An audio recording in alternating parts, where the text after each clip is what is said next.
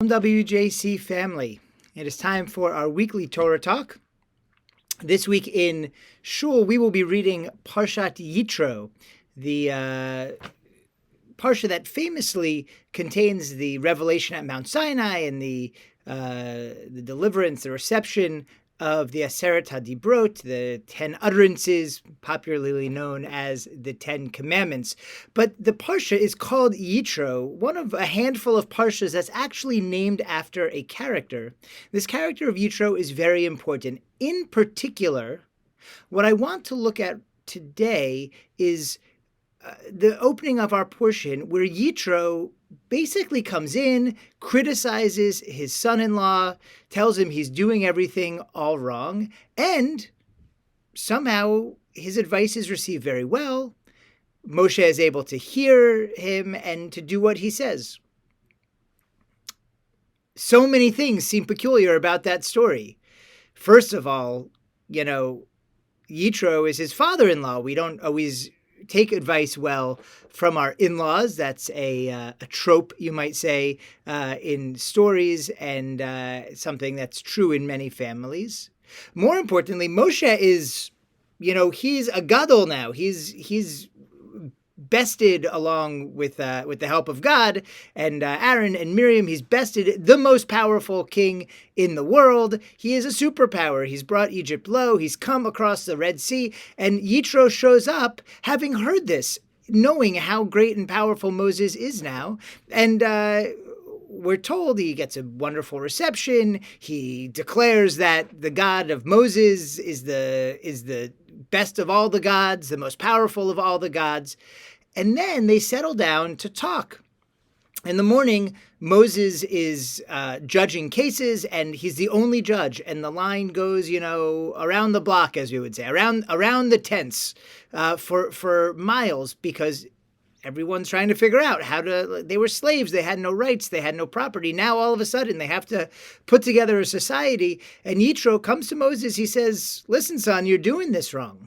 Remember, he's a priest of Midian. He is a leader in his own right. But, Moses could see that as a threat. Why doesn't Moses see that as a threat is the question. He says you should appoint judges of the thousands, the hundreds, the tens, and let them adjudicate cases. When they don't know what to do, they'll come to you. And Moshe says, yeah, that's good advice.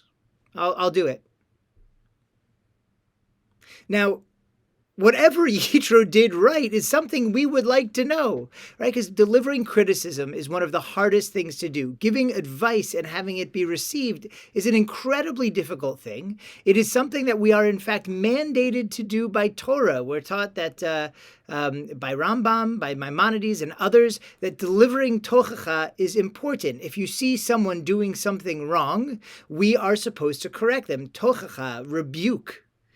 But it's hard to deliver rebuke. In fact, so hard that most of us would rather look the other way and let whatever bad thing is going on keep going on, because that's easier than putting our oar in. It's easier than telling somebody, giving somebody criticism and having them resent it and not accept it anyway. So the question is, what is Yitro's secret? How is he able to give Moshe this criticism and to be received so well? And the key is love. The key is the foundational relationship between Moshe and Yitro. Yitro, it turns out, has many names. He's called several of them in the Torah, more in the rest of the Tanakh and the rest of the Hebrew Bible. And every time his name is mentioned, it's mentioned, right? Yitro chotno Moshe, Reuel chotno Moshe, Chovav chotno Moshe. What is chotno Moshe? The father-in-law of Moses, right? It's never, from this point forward, Yitro Kohen Midian, the priest of Midian, Kohen Gadol Midian, the high priest of Midian. When Yitro comes to be with Moshe, his relationship with Moshe is the most important thing. We're told again and again. By the way, the Torah and the Tanakh refer to Yitro in his many names. So when Yitro comes, it's all about their relationship. It's not about the other people. It's not about the judging. It's what can I do as Chot no Moshe? How can I be there for my son-in-law? Remember, Yitro saved Moshe's life. Moshe was on the run from Egypt. Yitro took him in, gave him a job as a shepherd, gave him his daughter Tzipporah as her hand in marriage. And so there is a foundation of Yitro being a true father figure to Moshe, because everything he's done from that moment until now has been for the sake of Moshe, for the sake of Moshe's family. So number one is the foundation. Yitro just doesn't come to criticize. Yitro has a foundation of love and relationship and caring about Moshe that gives context for this tochacha, that gives context for this rebuke, for this criticism, for this advice that leads Moshe to want to listen. This is a place from which he knows he can get caring, loving advice that's in his best interest. So that's number one. Number two, what's the first thing Yitro does when he shows up? He declares, this God is the greatest of all the gods. This is a priest of Midian recognizing that, God is God. In fact, many of the commentators, especially Nachmanides, Ramban, say that this is actually the Torah's first sort of official conversion as we come out of of Egypt as a nation all of a sudden. Right? It's not a matter of joining a family, it's a matter of joining a people, and that in this moment, Yitro declares himself a citizen of Israel, a part of the people Israel, the first Jew by choice, perhaps, that we meet in the Torah. So he comes and he's all in here, right? Whether it's actually conversion, there's reason to be skeptical. We studied this last Shabbat afternoon and we decided, maybe, maybe not. But there's a reason why the commentators want to frame it that way, right?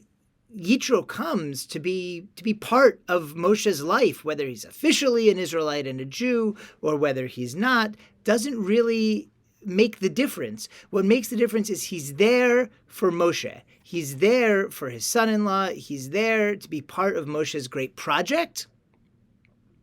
And so Moshe is able to receive his advice that way, right? He's all in, so to speak, Yitro. And one more thing, later, one of the names in the book of Bamidbar that will be used to refer to Yitro is Chovav. And Nachmanides says there that Chovav means love, right? Like Chabibi, if you know the word Chabibi, it's, my beloved friend. So this is Chovav, the loved one. And Ramban says there, Nachmanides says there, he's called Chovav. That is the name that he got when he converted in the beginning of our Parsha, in the beginning of Yitro. Right, that he was the beloved one, that he came to God, he came to Moshe, he came to all of it in love, so much in love that his name is changed to Chovav. That's Yitro's Hebrew name, Chovav.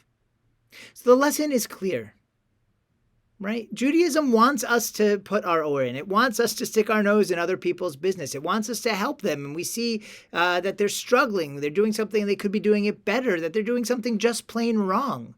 Right? Maimonides says it's our responsibility to give tochacha, to give advice, but it's scary, it's dangerous. From our point of view, we fear that giving tochacha, giving rebuke, giving advice, giving constructive criticism will lead to a breach in our relationships. Yitro teaches us how not to let that happen. And the steps are simple. Build that relationship, right? If you're giving rebuke to somebody, if you're giving constructive criticism to somebody, it should be based on a trusting, caring relationship that goes back. This should not be the first conversation that you're ever having. 2, come in the interest of that person, right?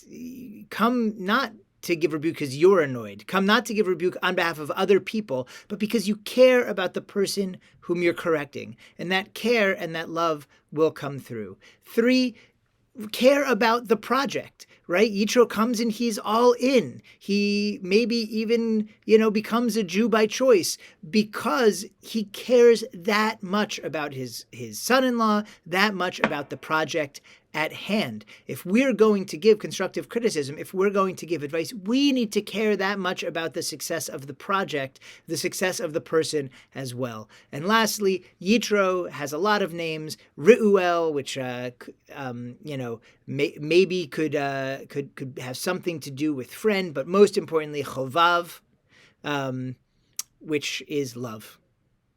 And that the project of tochacha, the project of criticism, the project of giving advice needs to be delivered with love. And if it is, then we can have a safe conversation and we can maintain our relationships and bring a better outcome for the person, the people that we love, as well as for our relationship. And maybe be part of an amazing, beautiful project of making something wonderful happen in the world. And so, as Yitro does for his son-in-law Moshe, I pray that we can all maintain our relationships with love, with care for the other, and in that way help us all be more successful in achieving our goals and maintaining healthy relationships, even when it's necessary to give some advice. I wish you a Shabbat Shalom and a peaceful week.